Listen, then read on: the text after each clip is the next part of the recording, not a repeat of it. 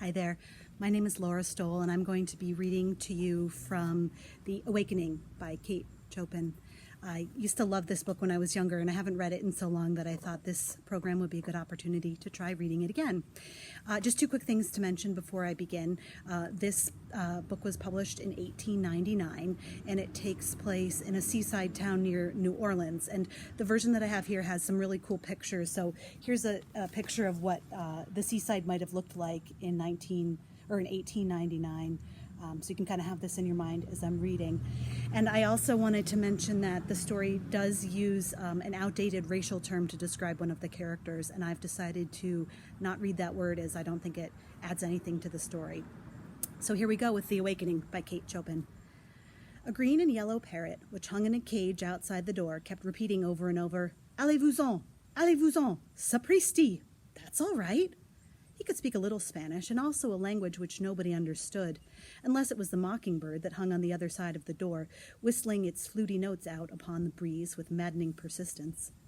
Mr. Pontellier, unable to read his newspaper with any degree of comfort, arose with an expression and an exclamation of disgust. He walked down the gallery and across the narrow bridges which connected the Lebrun cottages one with the other. He had been seated before the door of the main house. The parrot and the mockingbird were the property of Madame Lebrun, and they had the right to make all the noise they wished. Mr. Pontellier had the privilege of quitting their society when they ceased to be entertaining. He stopped before the door of his own cottage, which was the fourth one from the main building and next to the last. Seating himself in a wicker rocker which was there, he once more applied himself to the task of reading the newspaper. The day was Sunday. The paper was a day old. The Sunday papers had not yet reached Grand Isle. He was already acquainted with the market reports, and he glanced restlessly over the editorials and bits of news which he had not had time to read before quitting New Orleans the day before. Mr. Pontellier wore eyeglasses. He was a man of 40, of medium height and rather slender build. He stooped a little. His hair was brown and straight, parted on one side. His beard was neatly and closely trimmed. Once in a while he withdrew his glance from the newspaper and looked about him. There was more noise than ever over at the house. The main building was called the house, to distinguish it from the cottages. The chattering and whistling birds were still at it.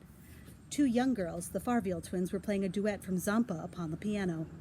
Madame Lebrun was bustling in and out, giving orders in a high key to a yard boy whenever she got inside the house, and directions in an equally high voice to a dining-room servant whenever she got outside.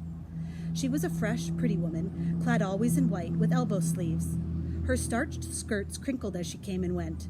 Farther down, before one of the cottages, a lady in black was walking demurely up and down, telling her beads. A good many persons of the pension had gone over to Cheniere Caminada in Beaudelet's lugger to hear mass. Some young people were out under the water oaks playing croquet. Mr. Pontellier's two children were there, sturdy little fellows of 4 and 5. A nurse followed them about with a faraway, meditative air. Mr. Pontellier finally lit a cigar and began to smoke, letting the paper drag idly from his hand. He fixed his gaze upon a white sunshade that was advancing at a snail's pace from the beach. He could see it plainly between the gaunt trunks of the water oaks and across the stretch of yellow chamomile. The gulf looked far away, melting hazily into the blue of the horizon. The sunshade continued to approach slowly. Beneath its pink-lined shelter were his wife, Mrs. Pontellier, and young Robert Lebrun. When they reached the cottage, the two seated themselves with some appearance of fatigue upon the upper step of the porch, facing each other, each leaning against a supporting post. "What folly, to bathe at such an hour in such heat!" exclaimed Mr. Pontellier. He himself had taken a plunge at daylight. That was why the morning seemed long to him. "You're burnt beyond recognition," he added, looking at his wife as one looks at a valuable piece of personal property which has suffered some damage. She held up her hands, strong, shapely hands, and surveyed them critically, drawing upon her lawn sleeves above the wrists. Looking at them reminded her of her rings, which she had given to her husband before leaving for the beach. She silently reached out to him, and he, understanding, took the rings from his vest pocket and dropped them into her open palm. She slipped them upon her fingers, then, clasping her knees, she looked across at Robert and began to laugh. The rings sparkled upon her fingers. He sent back an answering smile. "What is it?" asked Pontellier, looking lazily and amused from one to the other. It was some utter nonsense, some adventure out there in the water, and they both tried to relate it at once. It did not seem half so amusing when told. They realized this, and so did Mr. Pontellier. He yawned and stretched himself. Then he got up, saying he had half a mind to go over to Klein's hotel and play a game of billiards. "Come, go along, Lebrun," he proposed to Robert. but Robert admitted quite frankly that he preferred to stay where he was and talk to Mrs. Pontellier. "Well, send him about his business when he bores you, Edna," instructed her husband as he prepared to leave.